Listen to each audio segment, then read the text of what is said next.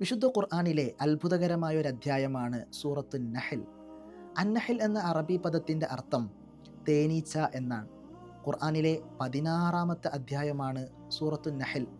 എന്നാൽ നിങ്ങൾക്കൊരു അത്ഭുതം കേൾക്കണോ? തേനീച്ചയിലെ ക്രോമസോമിൻ്റെ എണ്ണം 16 ശാസ്ത്രം പഠിപ്പിക്കുന്നത്. അതേ അധ്യായത്തിലെ ഒരു സൂക്തത്തിൽ അള്ളാഹു പെൺ തേനീച്ചകളെ അഭിസംബോധന ചെയ്തുകൊണ്ട് പറയുന്നുണ്ട്, നിങ്ങൾ പൂക്കളിലേക്ക് ചെന്ന് നെക്ടാർ സ്വീകരിച്ച് ഹണി, തേൻ പ്രൊഡ്യൂസ് ചെയ്യണമെന്ന്. പിൽക്കാലത്താണ് കണ്ടെത്തപ്പെട്ടത് തേനീച്ചകളുടെ കൂട്ടത്തിൽ തേൻ നുകരുന്ന പണിയും വീടുണ്ടാക്കുന്ന പണിയൊക്കെ പെൺതേനീച്ചകൾക്കാണ്. അതുകൊണ്ടാണ് വിശുദ്ധമായ ഖുർആനിൽ കുലി, ഇത്തഹിരി എന്നിങ്ങനെയൊക്കെയുള്ള സ്ത്രീലിംഗ പദപ്രയോഗങ്ങൾ കൊണ്ടുവന്നത്.